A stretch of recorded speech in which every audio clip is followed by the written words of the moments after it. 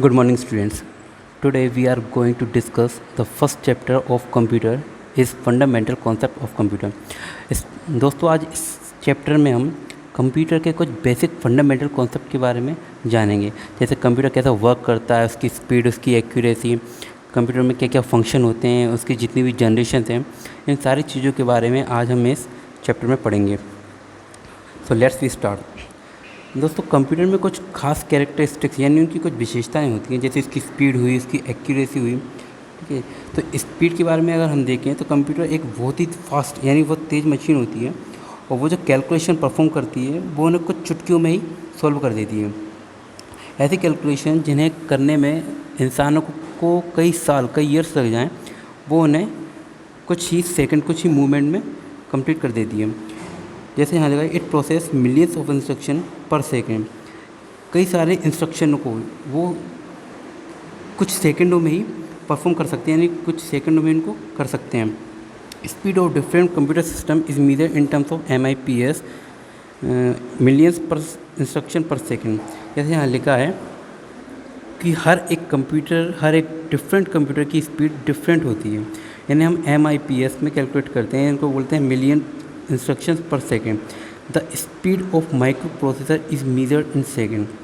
और जो micro processor की स्पीड होती है उसे हम इस यूनिट में कैलकुलेट करते हैं। नेक्स्ट है एक्यूरेसी। स्टूडेंट्स, एक्यूरेसी का मतलब होता है सटीकता या शुद्धता, यानी कि अगर कोई कंप्यूटर वर्क कर रहा है, किसी भी मानव द्वारा या किसी इंसान द्वारा दी हुई इंस्ट्रक्शन में काम कर रहा है, तो उसे वो कितनी सटीकता से उसका आंसर दे सकता है। तो कंप्यूटर की विशेषता यही होती है, उसको बनाया इसलिए गया था ताकि वो बहुत ही कम गलतियाँ करें। जितनी गलतियाँ इंसान के द्वारा होती हैं, कंप्यूटर वो गलतियों को नहीं करता है। बस ये है कि कंप्यूटर को जो इंस्ट्रक्शन दिए गए हैं इंसानों द्वारा वो एक्यूरेट हों, यानी कि जो इंस्ट्रक्शन वो दिए जाएंगे उन्हीं इंस्ट्रक्शन के अकॉर्डिंग ही कंप्यूटर अपनी प्रोसेस को परफॉर्म करता है। कंप्यूटर यहाँ पर कभी भी कोई गलती नहीं करता है। नेक्स्ट आते हैं स्टोरेज। स्टूडेंट्स, कंप्यूटर की जो सबसे इम्पोर्टेंट चीज़ होती है वो होती है स्टोरेज, यानी कंप्यूटर कितना उसमें डेटा सेव कर सकता है। यानी कहा the most important quality of computer is its storage of data and information on the computer allows reduction of paper filing and other mundane task. पहले हम देखते थे कि जैसे इंसान कोई वर्क कर रहा है तो उसके लिए कई सारे टूल्स, कई सारी चीज़ें, जैसे अगर वो कोई अकाउंट वगैरह वो होल्ड कर रहा है, अकाउंट पर काम कर रहा है, तो उसके लिए एक बहुत बड़ी मोटी कॉपी ली जाती थी या रजिस्टर लिया जाता था, जिसमें अपने सारे अकाउंट का काम करता है, अपना जितना भी डेटा वहाँ उसको लिख कर सेव करते थे। लेकिन आज के टाइम में कंप्यूटर ऐसी स्टोरेज प्रोवाइड कराता है कि इंसानों को कुछ भी लिखने की या कुछ भी हार्ड कॉपी में उसको रखने की ज़रूरत नहीं होती, बल्कि वो उनको कंप्यूटर में एक स्टोरेज में सेव कर लेते हैं। जैसे आजकल आपने देखा होगा कि हार्ड डिस्क, पेन ड्राइव, ऐसी बहुत सारी स्टोरेज हैं जिनका उपयोग हम कंप्यूटर में करते हैं। Modern computer systems have big storage media using present available storage device. The data can be transferred quickly from the storage unit into the memory.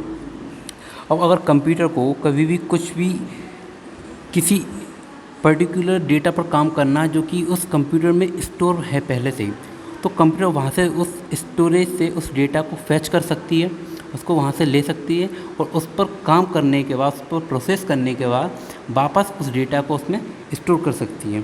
तो ये सबसे बड़ी एक विशेषता है कंप्यूटर की।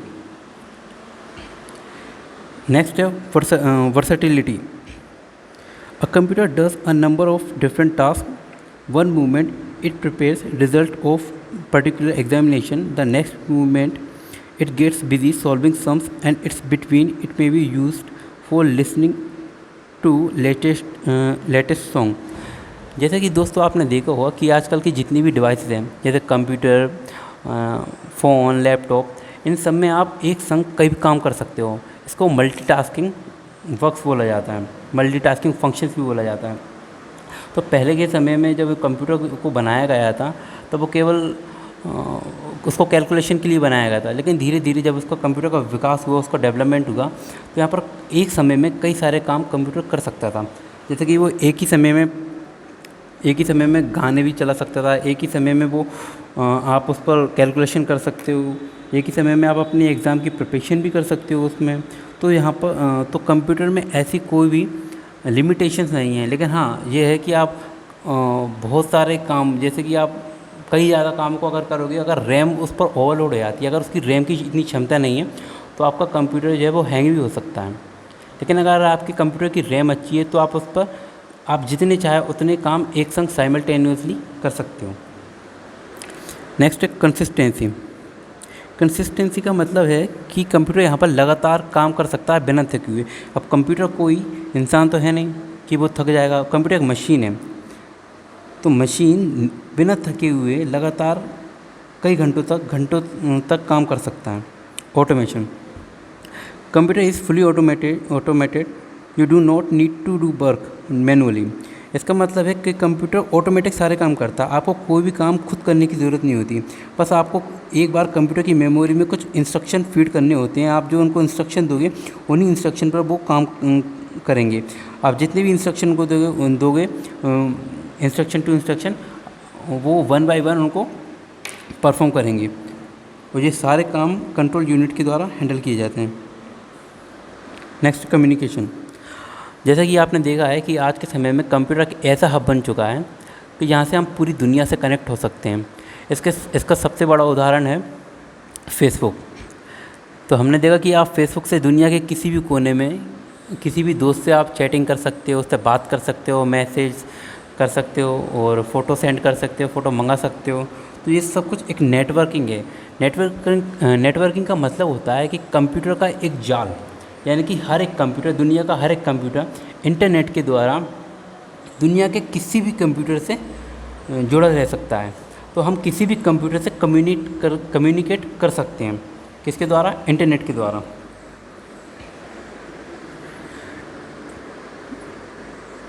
ठीक है। This is possible through communication media such as modems, telephone line, satellites इटीजी।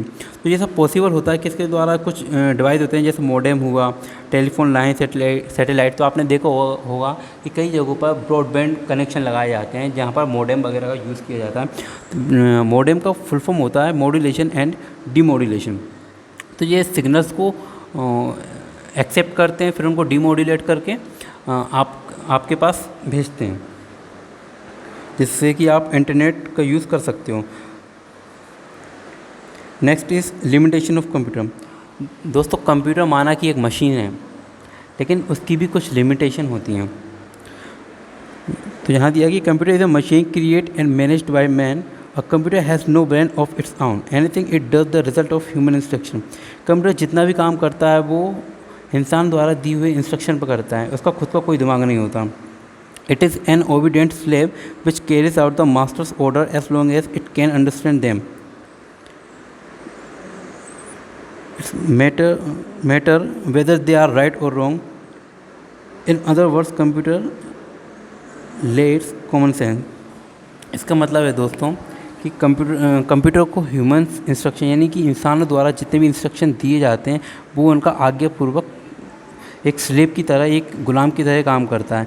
अगर उसका जो मालिक है, उसका जो कंप्यूटर को चला रहा है, जो इंस्ट्रक्शन दे रहा है, अगर वो उसको गलत इंस्ट्रक्शन देगा तो उसका रिज़ल्ट भी कंप्यूटर गलत ही दिखाएगा। अगर वो उसको सही इंस्ट्रक्शन देगा तो कंप्यूटर उसका जो रिज़ल्ट है वो भी सही दिखाएगा। तो यहाँ पर कंप्यूटर की लिमिटेशन है कि कंप्यूटर खुद से काम नहीं करता। कंप्यूटर इंस्ट्रक्शन, जो इंसानों द्वारा इंस्ट्रक्शन, जो ह्यूमन द्वारा इंस्ट्रक्शन दिए गए हैं, उन पर वर्क करता है। अब हम पढ़ेंगे दोस्तों जनरेशन्स ऑफ कंप्यूटर, यानी कि कंप्यूटर धीरे धीरे कैसे डेवलप हुआ। दोस्तों, यहाँ पर देखा जाए तो कंप्यूटर की यहाँ पर 5 जनरेशन दी गई हैं। First generation, second, third, fourth and fifth. इन पाँचों जनरेशनों में हम कंप्यूटर के डेवलपमेंट के बारे में पढ़ेंगे, उसका एवोल्यूशन कैसे हुआ, कैसे उसका विकास हुआ। As we know that generation means age group. Generation का मतलब होता है age group. The computer that we see today is not the same as it was some years back. It has passed through many generations to reach its current form. दोस्तों, आज जैसे structure हम computer का देखते हैं, कई सालों पहले जब कंप्यूटर शुरू हुआ था, जब कंप्यूटर बना था, उस समय ऐसा नहीं था। इसका अलग ही साइज़ था, अलग ही इसकी क्षमता थी, अलग इसकी कैपेसिटी थी। Let us learn about different generation which led to invention of modern computer. तो हम कुछ जनरेशन के बारे में यहाँ पढ़ेंगे। तो यहाँ पर पहली जनरेशन दी है फर्स्ट जनरेशन ऑफ कंप्यूटर, ठीक है। इस जनरेशन का जो इन्वेंशन हुआ था, इस जनरेशन में कंप्यूटर का इन्वेंशन हुआ था 1940 और 1955 के बीच में। तो यहाँ पर फर्स्ट जनरेशन के जो कंप्यूटर थे उनके कुछ फीचर्स ऐसे थे। फर्स्ट है दे वर हैवी एंड लार्ज साइज, ये बहुत ही भारी हुआ करते थे और साइज़ में बहुत ही बड़े थे, बहुत ही लार्ज थे। The generation they generate a lot of heat, ये बहुत ही गर्मी पैदा करते थे, क्योंकि आज के टाइम में कई कंप्यूटर ऐसे अधिकतर कंप्यूटर में कूलिंग फैसिलिटी आती है। एक कूलर टाइप एक छोटा सा पंखा लगा होता है, जिससे कि वो लगातार काम करते हुए अगर वो मॉडेम मदरबोर्ड जो कुछ भी गर्म हो जाता है उसको कूल कर देता है, उसको ठंडा कर देता है। लैपटॉप वगैरह में ये फैसिलिटी आती है, लेकिन पहले ऐसा नहीं था। पहले जितने भी बड़ी बड़ी हैवी मशीन्स होती थी वो अगर लगातार उनको काम कराया जाता था तो वो बहुत ज़्यादा ऊष्मा निकालती थी, बहुत ही ज़्यादा हीट प्रोड्यूस करती थी। दे यूज वैक्यूम ट्यूब, पहले के टाइम में एक वैक्यूम ट्यूब का यूज़ किया जाता है, लेकिन आजकल छोटी छोटी डिवाइसेस आ गई हैं, तो वैक्यूम ट्यूब्स का यूज़ आज के मॉडर्न कंप्यूटर में नहीं किया जाता। दे वर वेरी एक्सपेंसिव, अब चूँकि ये बहुत बड़े साइज़ में थे, बहुत ही ज़्यादा हैवी थे, तो जाहिर सी बात है कि इनके जो पार्ट्स वगैरह हैं वो भी बहुत बड़े बड़े और ज़्यादा लगाए गए होंगे, ठीक है। तो इनके पार्ट्स में बनाने में जितना भी कॉस्ट आता था वो बहुत ही महंगा था, बहुत ही महंगा कॉस्ट होता था, बहुत ही कॉस्टली था, इसलिए ये बहुत एक्सपेंसिव भी होते थे। तो फर्स्ट जनरेशन के कंप्यूटर के कुछ एग्जांपल हैं, जैसे एडसेक, एडवेग। अब आते हैं सेकंड जनरेशन ऑफ कंप्यूटर पर। दोस्तों इस कंप्यूटर का जो एवोल्यूशन हुआ था वो 1955 में हुआ था। Second generation of computer had the following feature, इसके कुछ फीचर्स इस प्रकार थे। They were smaller in size than the first generation of computer, जो पहले जनरेशन की जैसे हम कंप्यूटर के बारे में पढ़ा हमने वो बहुत बड़े साइज़ में थे, तो सेकंड जनरेशन के कंप्यूटर उस फर्स्ट जनरेशन की कंप्यूटर के कंपेरिजन में बहुत ही छोटे थे। They use electronic devices called transistor, जैसे हमने देखा कि पहले वैक्यूम ट्यूब का यूज़ किया जाता था फर्स्ट जनरेशन में, लेकिन यहाँ पर यूज़ किया जाता था ट्रांजिस्टर का। They were faster than first generation of computer and also less expensive, ये फर्स्ट जनरेशन के कंप्यूटर से बहुत ही ज़्यादा फास्ट भी होते थे और उनसे कम महंगे होते थे। एग्जांपल देखा जाए तो IBM 1401 एंड IBM 700। अब आते हैं हम थर्ड जनरेशन ऑफ कंप्यूटर पर। ये कंप्यूटर के जनरेशन की तीसरी पीढ़ी है, जिसको हम थर्ड जनरेशन बोलते हैं। This generation of computer invented and used after 1960, तो 1960 के बाद इस कंप्यूटर का इन्वेंशन, ये बोलें अपन इसका एवोल्यूशन हुआ था, क्योंकि जो पहले जो सेकंड जनरेशन है उसी कंप्यूटर से इसको एवोल्यूशन किया गया था। Third generation computer had the following feature, इसके फीचर्स निम्नलिखित हैं। They were smaller in size than second generation of computers and less expensive, तो ये जो थर्ड जनरेशन के कंप्यूटर हुआ करते थे ये सेकंड जनरेशन के कंप्यूटर से सस्ते भी थे और उनसे साइज़ में बहुत छोटे भी थे। They were faster and more accurate than second generation of computer, ये सेकंड जनरेशन के कंप्यूटर से बहुत ज़्यादा फास्ट यानी तीव्र गति से अपने काम को करते थे और एक्यूरेट यानी सटीकता से इसका आंसर भी देते थे। They used electronic devices called integrated circuit, अब यहाँ पर एक नई चीज़ आई है, इसको बोलते हैं IC यानी कि इंटीग्रेटेड सर्किट चिप्स है, ठीक है। इन चिप्स का यूज़ किया जाता था। इसका एग्जांपल हैं IBM 360, ICL 1900।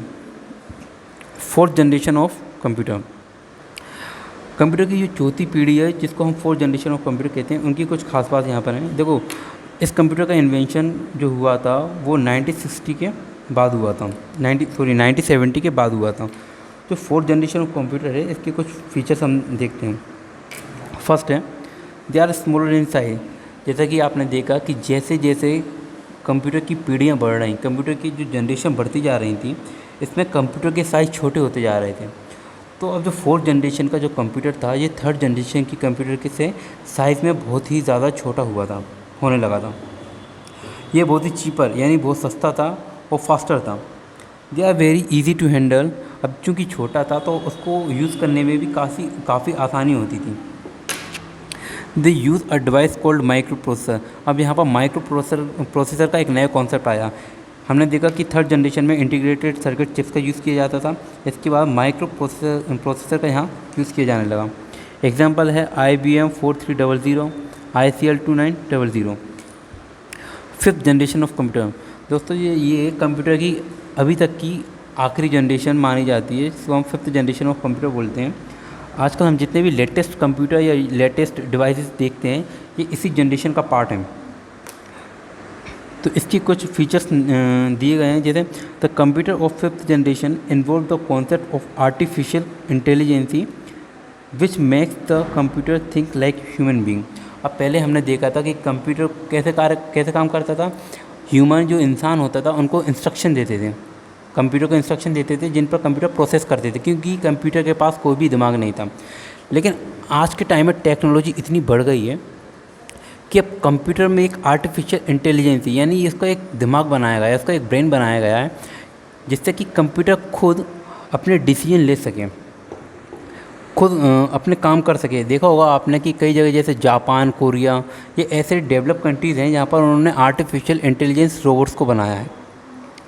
बहुत सी जगहों पर ये रोबोट्स काम करते हैं। जैसे आपने देखा होगा कि रेस्टोरेंट्स वगैरह में जो कस्टमर्स आते हैं उनको सर्व किया जाता है रोबोट्स के थ्रू। सिक्योरिटी पर्पज़ से भी रोबोट्स का यूज़ किया जाता है, ठीक है। तो यहाँ पर आर्टिफिशियल इंटेलिजेंस ये जो है ये फ्यूचर माना जाता है कि आगे चलकर जितने भी रोबोटिक्स या जितनी भी टेक्नोलॉजी होगी वो इसी बेसिस पर काम करेगी। The intelligence of this computer will be greatly improved to make logical and sensible decisions just like human being.